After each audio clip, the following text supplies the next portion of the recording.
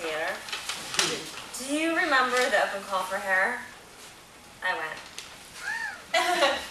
Yeah, I didn't get in. It was like, there's way too many people, but you know what? It's okay. It's totally okay.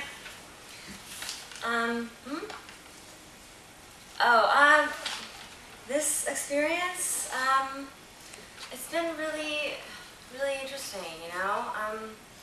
I actually think it's been one of the most happy times in a lot of my life in like a really, really long time. You know, I'm kind of manic depressive, and this is kind of like one of the places that I've found that I could have like this like kind of steady like manic phase, and like not do like these stupid things. Like, you know, and I don't really take meds, you know, because like obviously I'm here because like I don't trust the government, you know, because the government's not here to like help the people. You know, they just work for this thing called money, you know. So that's why I don't take meds. because I feel like if they're not actually trying to help me with my medication, you know, they just want to take my money. You know, but I'm Buddhist, and so like that helps a little bit because like Buddhist philosophy, like they see everything as impermanent. So if I have a sad phase, then I just think, well, this is impermanent too. And I'm just gonna relax and go with it, and you know, and it'll be gone. Yeah. Yeah.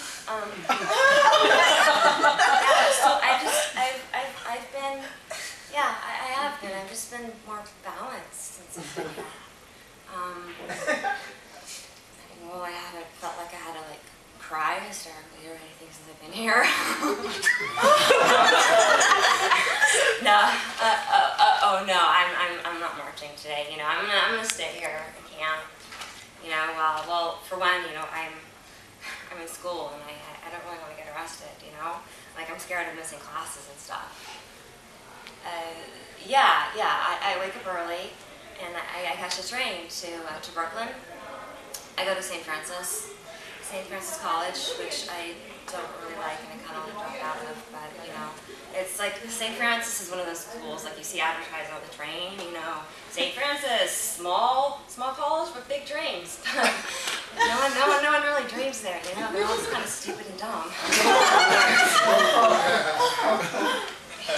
You know, like, I sleep here in Camp Friends. Yeah, this is the camp. They all have different names, and at least in this area, you know, like back there's Camp Namaste. But it's gotten more crowded.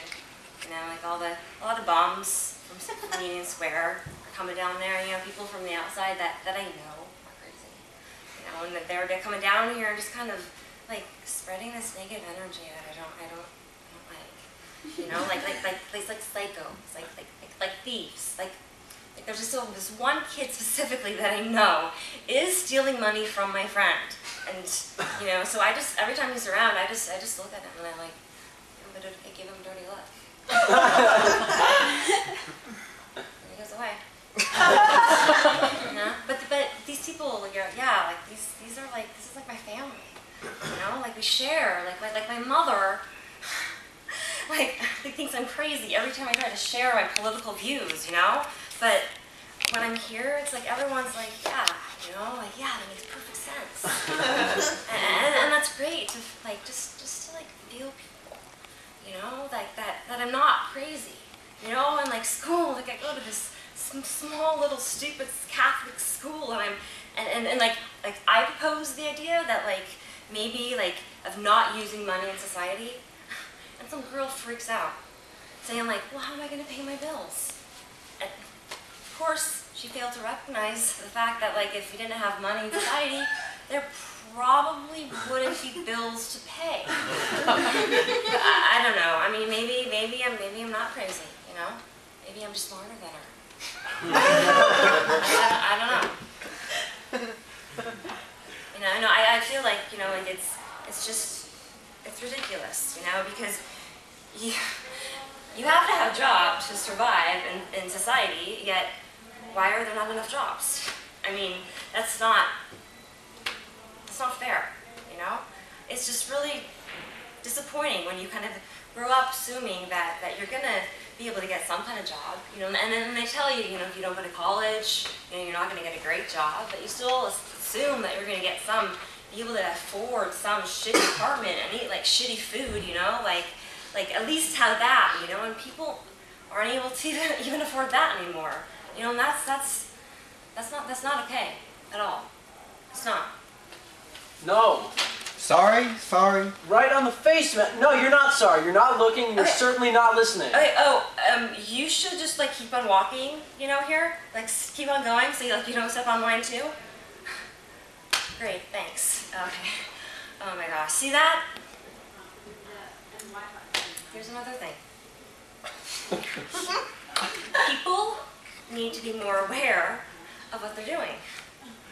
I mean, in general, you know, it's like, hey, like, what's up, society? Like, in general, people don't know, you know, like, people just, like, they don't think about their actions and how they affect, like, other people ever, because why? Because people are so fucking selfish, that's why. I'm not talking about that guy, you know, I mean, he made an honest mistake, you know, and if you want to know what we're talking about, this like guy over here was like stepping on my friend's painting, you know, just. But the point is that like people don't think about how their actions are gonna affect other people, you know, because everyone is so influenced by TV, where it's like me, you know, or Facebook, yeah, Facebook, yeah, it was just about hey. Look at me, look how cool I am, you know, well, fuck Mark Zuckerberg. I hate you, Mark Zuckerberg. And you know, please, you know, like, you can put that line in the monologue, you know, so forever who does this or something, you know, make something about Mark Zuckerberg, like, fuck Mark Zuckerberg, we don't like you, no, yeah, do that. You know, it destroys the human connection. I mean, like, I met my first boyfriend on Facebook, you know, and that was really romantic. Not, you know? Oh, not him, not that one. Like, it's the boyfriend I told you about that I'm still friends with, that, you know, we met in high school. And I love you, Conrad Rostron. I really do. You can come back to me. I love you.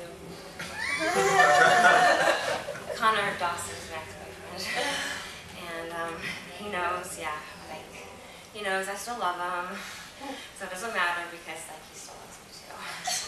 And like, he sent me a text the other night, and it said, I miss you. And you know, like, I'm just gonna front and pretend like I don't really love you, but you know, but we still talk as friends. Is that okay? Like, that's theatrical enough for you?